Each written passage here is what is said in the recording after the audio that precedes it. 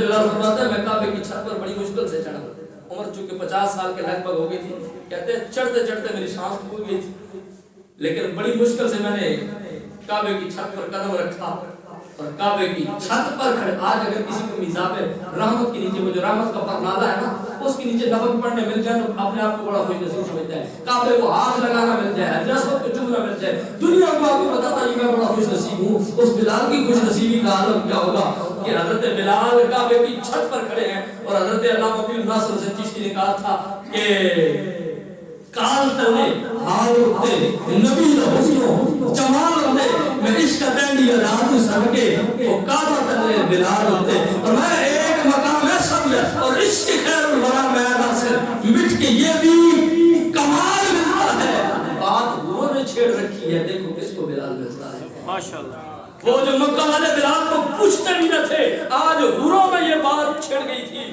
آج حوریں ایک دوسرے سے بات کر رہی تھی. پتہ نہیں بلال کس کی قسمت میں آتا ہے، وہ کتنی خوش نصیب ہوگی جس کو بلال دیا جائے گا. لیکن بات بتانے کا مقصد یہ ہے کعبے کی چھت پر کھڑے ہو کر اذان پڑھ رہے ہیں. اور ایک اور آج بات نہ بتاؤں، مولوی صاحب سنتے رہتے ہیں کہ صرف کعبے کی چھت پر بلال نے کھڑے ہو کر اذان پڑھ. نہیں، یہ تو حضور کے دور کی بات ہے جب بیت المقدس فتح ہوا جسے آج اتنے مسلمان ممالک بھی آزاد نہیں کروا سکتے.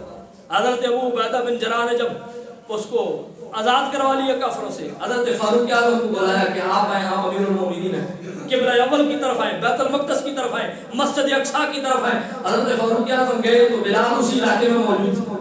حضرت بلال کو بلوا لیا گیا. بلال قبلہ اول کی چھت پر بھی جو کھڑا ہو کے اذان پڑھے گا وہ بلال کو ملے. بلال صرف کعبے کی چھت پر کھڑا ہو کر اذان پڑھنے والا نہیں ہے. حضرت عمر نے کہا وہ اعزاز آپ کو نبی نے دیا تھا کہ آپ نے کعبے کی چھت پر کھڑے ہو کر اذان پڑھی ہے. بلال آج بیت المقدس مسجد اقصی کے چھت پر کھڑے ہو کر ہم تمہیں اذان پڑھتے ہوئے دیکھنا چاہتے ہیں. اور حضرت بلال اللہ اکبر کی صدائیں بیت المقدس مسجد اقصی کے چھت پر کھڑے ہو کر اذان پڑھ رہے تھے. اور یہ دوسرا موقع تھا جب دوسرے قبلہ کی چھت پر کھڑے ہو کر حضرت بلال اذان پڑھ رہے تھے. اور جب حضرت بلال اذان پڑھ رہے تھے تو جنہوں نے بیت المقدس کو فتح کیا نا، حضرت عبیدہ بن جراح کہتے ہیں دھاڑے مار مار کے رو رہے تھے، کیونکہ حضرت بلال کے سامنے وہ سارا منظر تھا جب حضور کو سامنے بٹھا کے اذان پڑھا کرتے تھے.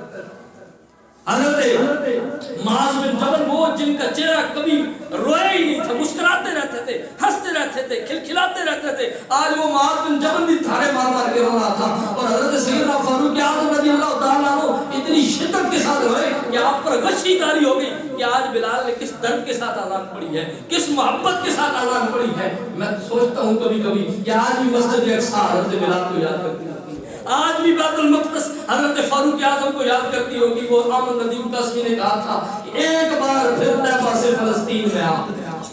حضور کو کہا، حضور کی بارگاہ میں التجا کی، ایک بار پھر طیبہ سے فلسطین میں آ. حضور معراج کے لیے گئے تھے نا بیت المقدس میں مسجد، ایک بار پھر طیبہ سے فلسطین میں آ. آج بھی تکتی ہے مسجد اقصی رستہ تیرا کہ یا رسول اللہ آج بھی مسجد اقصی آپ کا رستہ دیکھ رہی ہے کہ وہ کون آئے گا کہ ہمیں ان کفار سے آزاد کرا کے آج پھر لا الہ الا اللہ محمد رسول اللہ کی اذان اور صدائے بلند ہوگی. اور تیسری